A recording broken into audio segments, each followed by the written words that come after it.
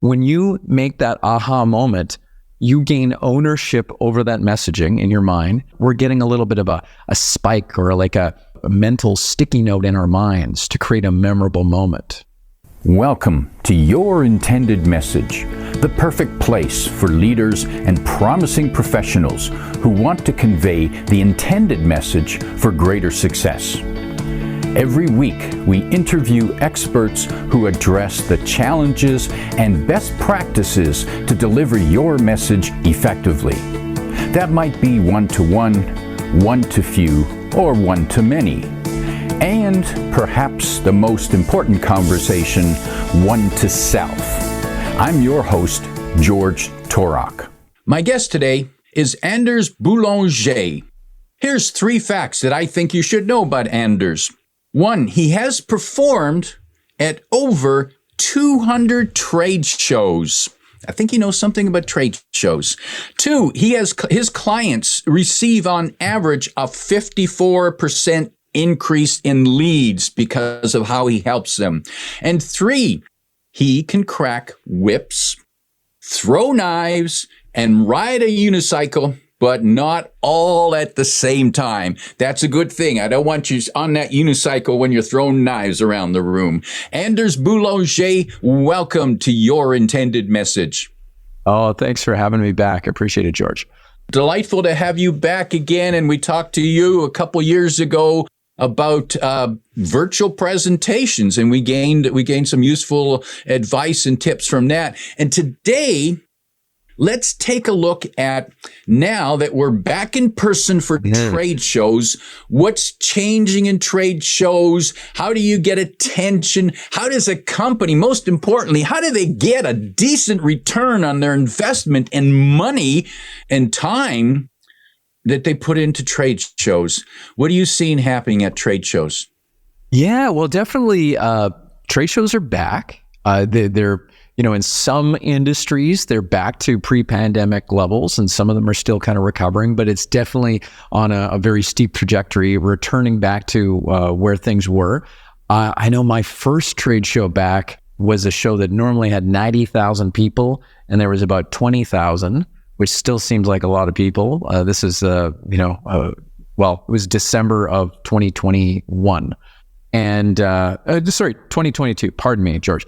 And we still had to wear masks, and everything was, and it's just so hard to connect with people when you can't read their facial expressions, right? And you can't even hear maybe the tone of their voice properly because it was coming through the mask. And so now that shows have opened right back up, I am feeling it's very, very similar to how it was before, and I'm a pretty good judge because I feel the energy of the crowd a lot, right? And I can see how, and I ask them to do certain things, and sometimes I ask them to come closer, so they're bunching up together, and they're doing it so very willingly.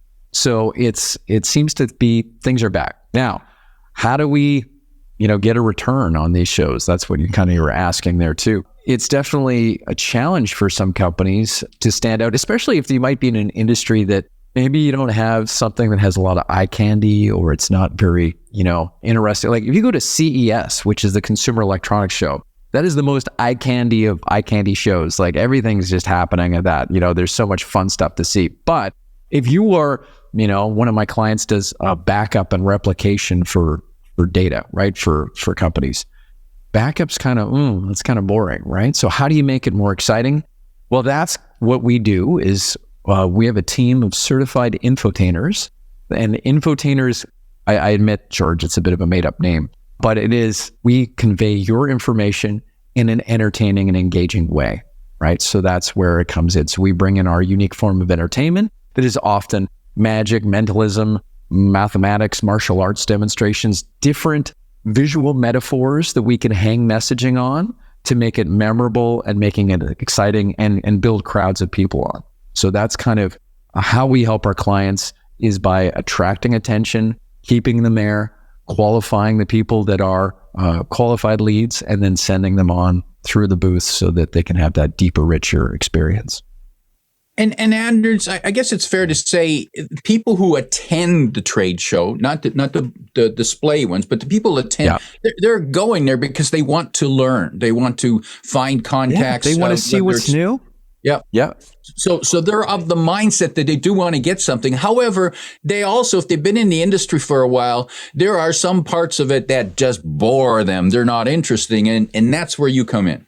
Yeah, it's the idea to put kind of that healthy twist on something that is going to make people take notice of something that they probably would have walked right on by, right? And here's the thing is that at a trade show, you could have a whale of a client, a customer that is the perfect fit, who's got a huge budget, and you might never know because you let them walk right on by, right? And so the idea is that we give give our clients a chance to be able to create that crowd, build it out, find those people that are that good fit, and then do that repeatedly throughout the day so that they're able to increase their presence, increase their leads, and generate an ROI at the end of the day. Now, Anders, if you're doing your routine with the unicycle or the knives, I can see that that's going to grab attention. But then after so many seconds, people then say, okay, so what? Where do you go from there? Where do you go from there? Yeah. And just to be clear, those are skills that I learned that I don't actually do at the trade shows. So those were, but I see what you're saying.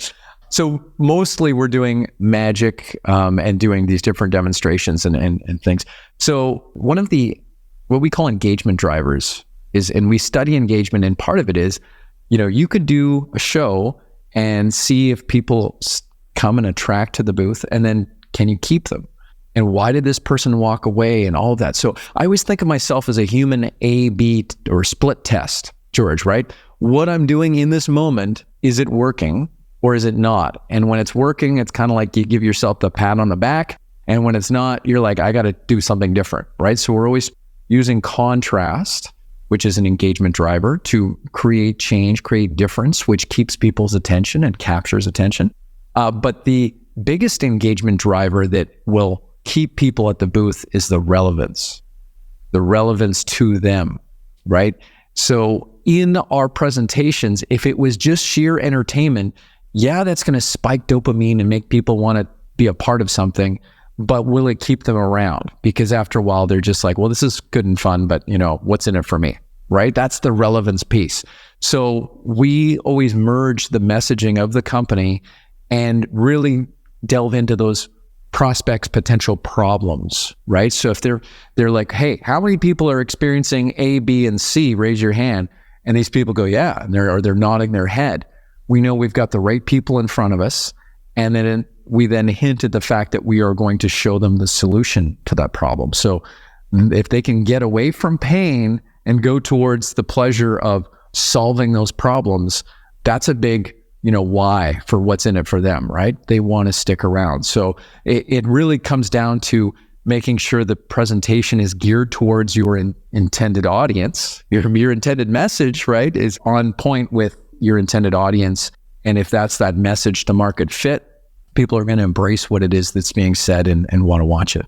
Now, let me see if I heard correctly there. So you do something with magic or something that grabs attention, engages their attention, and then you establish the relevance. And it could be as simple as who's experiencing this kind of problem or this kind of situation. Oh, okay, we got the right people because here's the solution. So you go from grab their attention, qualify them, and then provide the solution, which either interests them or doesn't. Yeah. In fact, here, for the people who are watching, I'll describe what I'm going to do for the people who are not watching, but I've got a Sharpie marker here, okay? And I'm just going to kind of balance it on my finger, and I'm going to let go on the other side. And you can see if you do something special and different, you can literally hold people spellbound in that moment, wondering what's going on. Now, in this moment right here, what's going on, and we'll just make it vanish and we'll get rid of it. But so for the people who are watching this Sharpie balanced in air. It had nothing to lean on except for my one finger at the far end. And it looked really freaky, looked a little weird. And in that instance, I was talking about holding people spellbound by doing something different, doing something unique that will capture people's attention. So just in that little moment, I was able to kind of talk about what I wanted to talk about, but also illustrate it with a visual metaphor. And so that's that combination of the messaging and the visual metaphors being message integrated and making sense. So go and watch the video so that makes sense to you if you're listening to it now.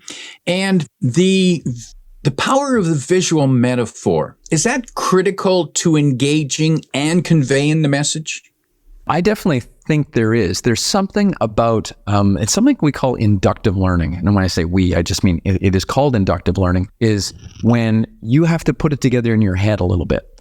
And so what happens is when we're presenting something that is kind of illustrative, but maybe you have to make a little bit of a jump. You might have to go, oh, I get it. Or, oh, I see, that's clever, right? When you make that aha moment, you gain ownership over that messaging in your mind. But not only that, but because of that little leap and that aha moment, we're getting a little bit of a spike or like a bit of a mental sticky note in our minds to create a memorable moment, right? We're able to create peak states like that so that not only are people there and they're watching, but they're going to remember what happened and how they felt in that moment. And that's really, really powerful for brands and companies who want to be able to have that kind of mind share for people as they, when they're going home, what were the highlights of their time at this convention? And so what I'm hearing is that it's one thing to be like a classroom teacher and simply give the students all the information. It's another thing to give them a visual where they are now challenged to think through, oh, that's how it works. Oh, and now because they figured it out themselves, they're more likely to remember and believe it. Yeah, you're right on, George. And there isn't a little bonus thing too that, when I was holding up this Sharpie marker, is that when they've studied mirror neurons, scan the brains, when you are hanging on to something that is a familiar object to you, and as you're looking at that Sharpie and I'm hanging on to this, you understand what that feels like. And so using props in a presentation that are, usual props that people have held in their hands actually will light up parts of their brain through those mirror neurons. So it's kind of like that familiarity of that object stimulates the viewer's brain and connects them with that speaker. So that's just another kind of tip. If you are a speaker, don't be afraid to use a prop, something that fits in your hand, because you are actually connecting, on that kind of, well, I want to say mental level, but right, that brain wave level, because of that, the firing of that familiar object. Yeah. And familiar object. So if you are up there and you're sitting in a Ferrari, and I'm thinking, I've never been in a Ferrari, I can't relate to that. But if you're sitting in a pickup truck, well, I can relate to that. Yeah. And so relatability. Powerful message, and if we did nothing else, I think we have so many valuable pieces here already. Anders, can you give us an example of a challenging situation for you where you had something that at first glance seemed terribly boring and somehow you transferred it in to make it more interesting to the audience? Sure. One example, probably I'll go back to the one that we were talking about, backups, right? It's kind of like backups are just in case. And it's kind of like you need to have them, but it's not really new and exciting and sexy or anything like that. And so when I started looking at how can I do this? How can I make this kind of more fun? One of the classic plots in magic is something that is destroyed and then brought back. And so that visual metaphor kind of came to mind. And so over the years for this company, I've done things where I take floss and I cut it up into a bunch of pieces. And we talk about all the little problems that might happen that might cause a disconnect, right? A lack of business continuity, right? And we'd cut these all up. And then we'd take the pieces and I kind of ball them up into a little ball and I hold one back and we kind of stick one to the other. And all of a sudden, I pull the ends and the whole thing is restored, right? And then we talk about that solution. So it was kind of like, oh yeah, no, that's perfect once you think about it. Going back to where we started, where you want to be, having that peace of mind, knowing that you're protected, right? And so all of that, kind of came together very nicely. And over the years, I've come up with a bunch of different angles, but that is just probably such a clear-cut example of, how you can apply these visual metaphors and and make something a little bit more interesting for the viewers.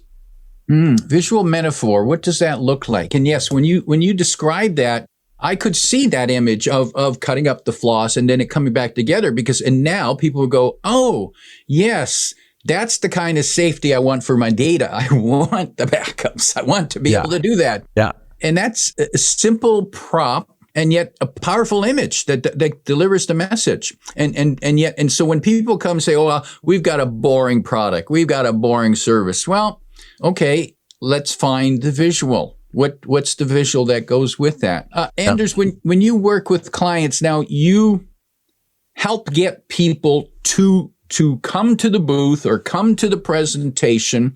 Do you also work with them to help them how they act at the booth, how they act and speak, and especially avoid some of the terrible mistakes I've seen at trade shows? Yes, we definitely have created trainings, booth staff trainings, that were based on that need that you're talking about, that you see, people maybe not doing the right things. And it was frustrating for us because we stop a crowd, gather a crowd, do our presentation, have this call to action, lead them over to where they get the badges scanned. I'm like, where is everybody? Or like, can I get some help here, people? I've been busting my butt for 20 minutes and now it's time to turn over this crowd. And so it was frustrating. So that was kind of born out of that frustration that we have what we call Engagify exhibitor training. Engagify is my company.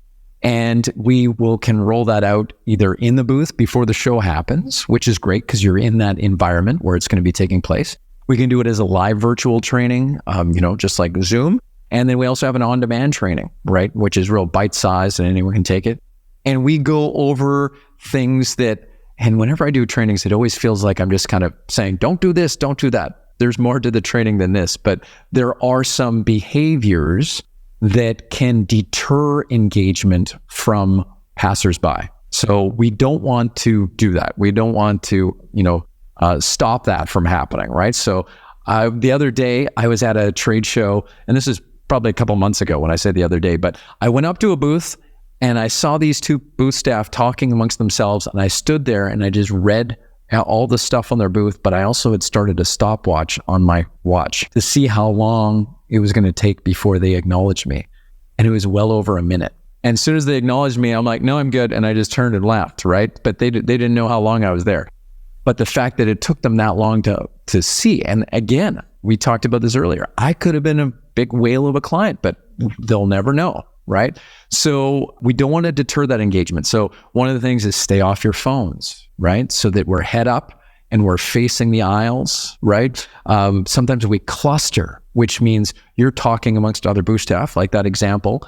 And so your shoulders start turning and then you're kind of ignoring what's walking by, right? You're not saying hi to the people that are walking by.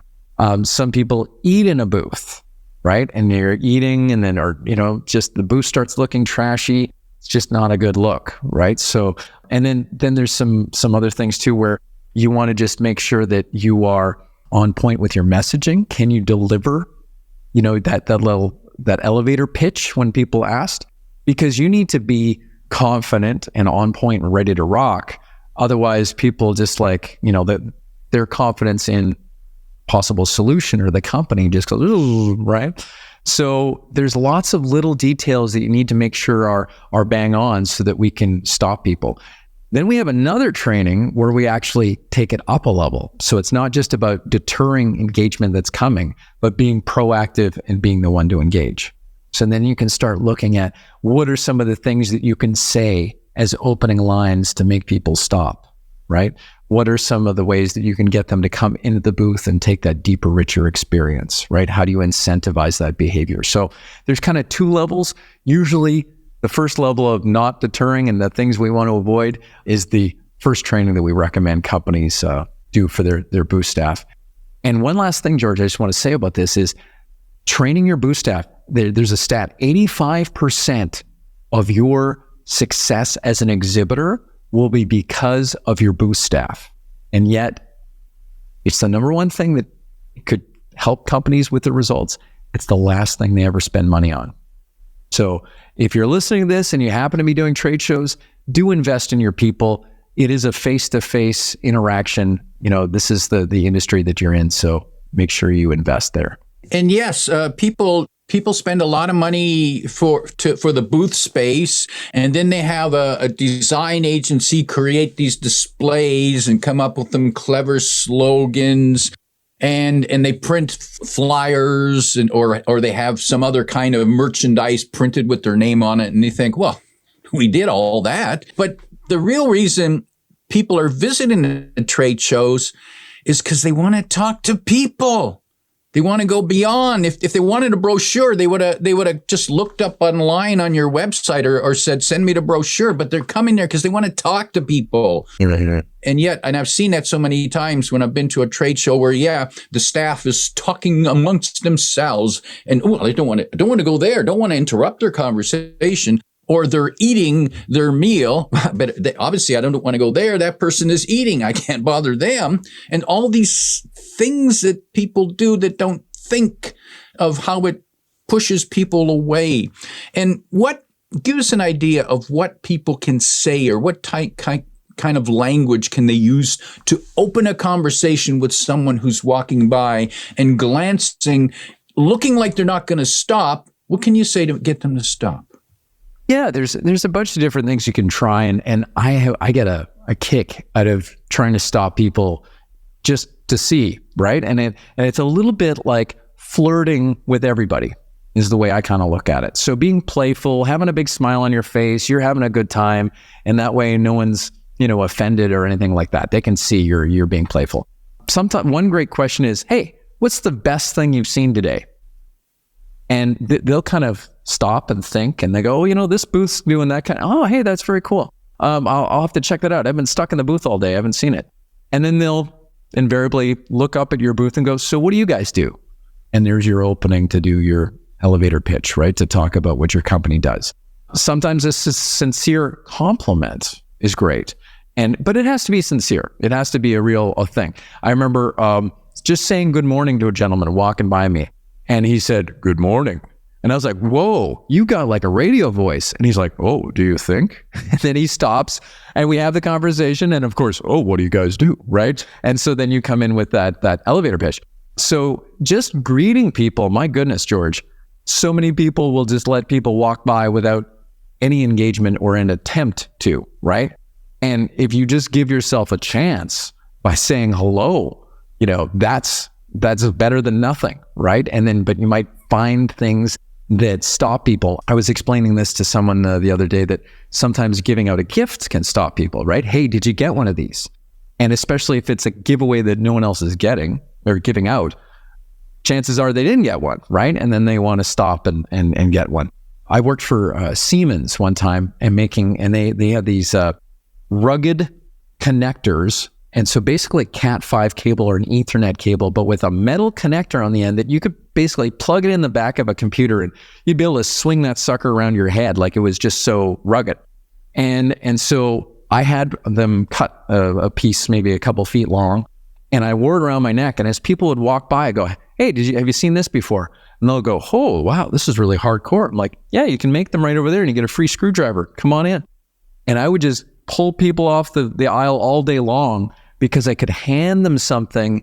And when you hand something to someone, they automatically just reach out and grab it, right? And then that started that interaction. That stopped those people. And I was able to then cross-sell or upsell their time and attention into a deeper, richer booth experience. Anders, standing in a booth all day at a trade show, especially if it's more than one day, it doesn't sound like it's hard, but it's hard work and it wears people out. It can be boring at times because there's no one coming by. And then other times it's just strenuous. What do you recommend people do to keep their energy up? Oh, good question. Well, for me, because I do use a lot of energy in my presentations, people are like, how do you do this? Well, part of it is you get a little bit into trade show shape, right? If you're doing them a lot. But, it's the standing does, hurt people and can be very draining. What I do recommend is when you do get breaks, go sit somewhere, because we don't recommend sitting in the booth. Go sit somewhere in your break. Ideally, if you can get outside, right? Get some sunlight on you, some fresh air. It's amazing what that kind of break can do to bring you back and just re-energize you, right? Drinking lots of water, of course, is a must, and not, dehydrating yourself with the, coffee and things that could be, diuretics and that sort of thing. But basically just using your breaks effectively is kind of what I suggest. Some companies will have shifts of people coming in. Now, when I work a show, I work the whole day, right? So there'll be the morning shift. They'll be like, we're leaving. And it's like, oh, yeah, it must be nice kind of thing. But if you do have shifts, understand that you are very lucky and in the minority of companies, that staff their booths, right? So if that's the case, you're only working half the day, man, you should be able to really bring that energy. And good shoes, too. Good shoes is a must because of, the hard floors can kind of make your feet sore. So those are just a few tips of keeping your energy up. Terrific ideas. For people who want to learn more about Anders and his services and how they can help you with their trade shows, you can visit his website. It is engagify.ai. .ai. So we're not an artificial intelligence company. The AI stands for authentic interactions. And I know you can appreciate that, George. So it is engagify.ai, engagify.ai. And you can find that link in the description below. Anders, as we prepare to wrap up, if you could sit down with a team leader that's about to head off to a trade show with their team, and they haven't been wise enough to hire you to help them out, but if you could still give them 1, 2, or 3 pieces of advice that they can share with their team, what might be that 1, 2, or 3 pieces of advice? Yeah, I would definitely say that, to do a little talk before the show, to talk about expectations and goals and unite the team around what is that, what is the objective that they have in front of them. If they want to kind of mention a few do's or don'ts, to do at least a basic training, that would be a good idea. And then the last piece I think I would say, George, is to really go for it. It's like swing for the fences the entire show, because so many people on that last day, they phone it in. They phone it in and nobody tries. And I find the last day is my favorite day because we still go for it. And we can build sometimes bigger crowds than we did on the other days because everyone else stopped trying. So, really wring every dollar of value out of your trade show investments by working the entire 3 or 4 days, however long the show is. Powerful advice. My guest today is Anders Boulanger, reminding you that when it's your turn to be in the booth, think of it as flirting with everyone. If you like what you heard, tell your friends and post your 5-star review on Apple Podcasts because that helps more listeners find us. Come back every week for more practical insights to help you deliver your intended message. I'm your host, George Torok.